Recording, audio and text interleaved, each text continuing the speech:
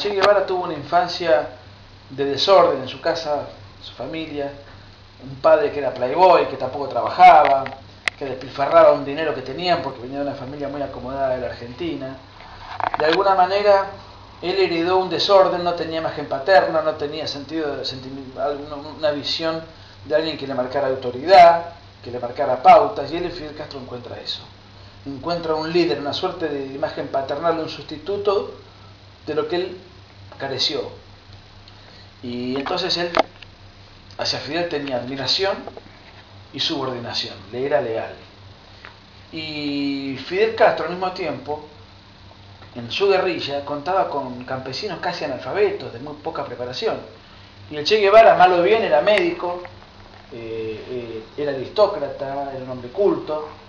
Y entonces, bueno, tenía de repente a un personaje que, con sus errores y sus virtudes, le era leal y tenía un grado de cultivación intelectual superior al promedio. Entonces, se servían mutuamente de alguna manera. Lo que pasa es que esa relación se empezó a deteriorar con el tiempo, por cuestiones políticas, ideológicas sobre todo, y es allí donde Fidel Castro se deshace de él, sacándolo de su rol de ministro y mandándolo a aventuras guerrilleras en diferentes lados, donde Fidel Castro sabía que Che Guevara no iba a volver. ¿Quién tenía mayor capacidad intelectual y militar, Fidel Castro o el Che Guevara? No, la capacidad militar de Che Guevara es nula. Todo lo que él encaró como comandante fue un desastre. Él encaró 3 acciones militares, una en Salta, tratando de derrocar a Iria, y fue diezmado enseguida. Eso él lo comandó desde Cuba, no en persona, sino a control remoto, que le llaman. Otra en el Congo, donde fue un fracaso rotundo, tanto es así que Che Guevara en su diario en el Congo comienza el diario diciendo: esta es la historia de un fracaso.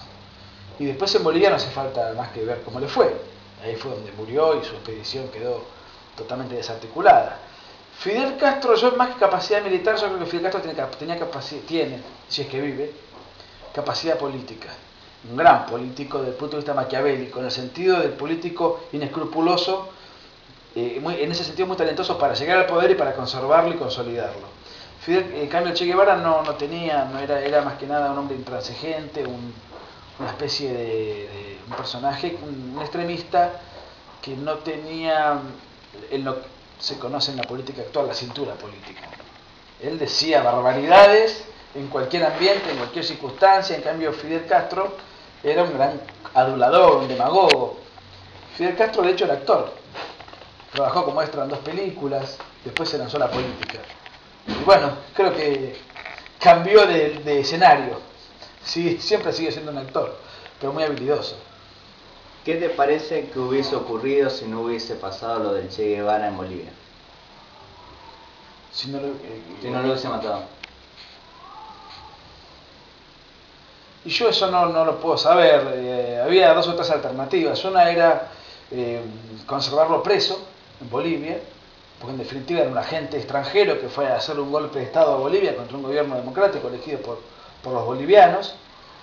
Y por otro lado, Estados Unidos lo quería llevar a Panamá para mostrarle por qué Fidel Castro lo había traicionado, que era algo evidente, y para ver si en función de ese despecho el Che Guevara a Estados Unidos le daba información, le daba un enfoque, digamos, desde adentro. Yo no puedo hacer futurología o pasadología, no sé qué hubiese pasado, pero me parece que, bueno, en ese momento el presidente boliviano René Barrientos dijo: no, yo no quiero tener un problema, porque hubo un episodio, había un pensador marxista que vive todavía, Régis Debray, que era un partidario del foco guerrillero, que fue a Bolivia y que él había escrito un libro que era en ese momento, en esa época, muy influyente en la izquierda, que era Revolución dentro de la revolución. Y también creía en la teoría del foco guerrillero y en esas. Y cuando fue a Bolivia se dio cuenta que era un disparate esa teoría, que su propia teoría no funcionaba, cuando él la pudo conocer en concreto, viendo lo que era Che Guevara y viendo las circunstancias donde estaban. Entonces él le pidió permiso a Che Guevara para irse. Insistía en que desde afuera podía ayudar más. Che Guevara le dio permiso y a los pocos días lo atrapan, lo detienen y bueno, lo juzgan a Régis Debray y toda la izquierda y gran parte de la prensa internacional presionaba sobre Bolivia terriblemente para que lo liberen a Residebre. De hecho, lo condenaron a 30 años y a los 3 años lo indultaron. Y Barrientos, cuando dijo, si con Residebre tuve este problema internacional, si yo al Che Guevara lo mantengo detenido, voy a tener un problema multiplicado por 100. Entonces es donde Barrientos ordenó que lo fusile. Una pregunta que hubiese pasado si no lo hubiesen fusilado. Es una pregunta que puedo fantasear, pero no te puedo dar una precisión. ¿Qué opinas de la gente que venera al Che Guevara? Que lo veneran porque no lo conocen. Si el Che Guevara vive es porque está muerto. Lo venera a la gente como si el Che Guevara, no por lo que el Che Guevara encarnó en verdad, sino como un souvenir. Por ejemplo, la gente que lo venera al Che Guevara lo venera en grupos de Facebook, de una frivolidad notable, en una cosa insólita, un guevarista en internet visitando thechestore.com, que es la página de internet de Che Guevara más exitosa del mundo, donde vos entras a la página y dices, esta página está dedicada a satisfacer todas tus necesidades revolucionarias, patrocinada por Visa, Mastercard y American Express, donde vos podés comprar remeritas, libritos, calcomanías, disfraz de guerrillero, de videos, bueno, toda una serie de souvenirs y de juguetes para... Es decir, realmente hoy el Che Guevara es una frivolidad contemporánea, es un souvenir del esnovismo progresista. No es más que eso. Es como comprar una remera de los Rolling Stones. Una cosa parecida, una rebeldía así, digamos, infantil. ¿Qué opinás de que alguna gente dice que el joven, vos que naciste en la década del 70, no puede hablar de estos hechos porque no los vivió en el tema de la guerra contra la subversión? Bueno, entonces no podemos hablar, no podemos condenar al nacionalsocialismo por los desastres que hizo en la Segunda Guerra Mundial porque ninguno lo vivió y ninguno estaba en Alemania. No podemos condenar a Stalin porque no vivimos el stalinismo. No podemos condenar tantas barbaridades que se han cometido. Es decir, el haber vivido, no haberlo vivido, no, me parece que eso realmente es una frase bastante tonta. No podemos incluso hablar bien de Jesucristo si no vivimos hace 2000 años. O sea, es realmente una tontería. No podemos hablar mal de Nerón porque no lo vivimos. O sea, realmente es una frase muy común, esa frase, pero muy tonta. Como que tenemos solamente que estar limitados a poder opinar sobre lo que nos toca contemporáneamente, y en definitiva nosotros vivimos en un país alejado del mundo. Quiere decir que no podemos opinar sobre Obama, no podemos opinar sobre Irak, porque en mi caso no conozco Irak.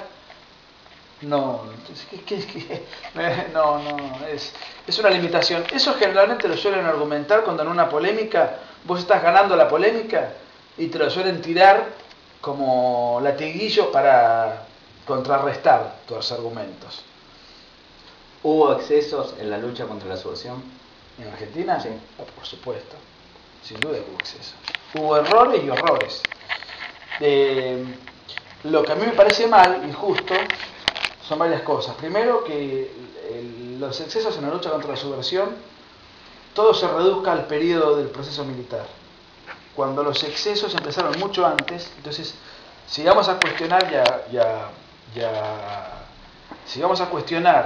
y a criticar el mal modo que se empleó para jugar a la subversión, hagámoslo, pero hagámoslo buscando a todos los responsables.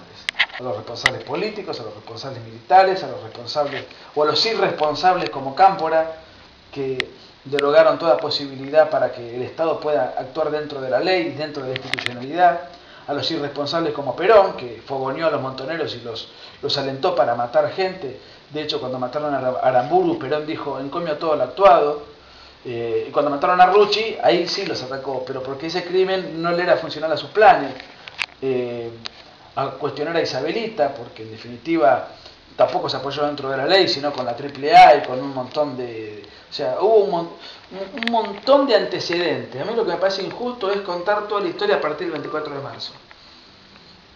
Y también me parece totalmente injusto que no digamos que esa reacción mal llevada, mal manejada, con excesos y horrores, fue una reacción contra un terrorismo que estaba atentando contra las instituciones de la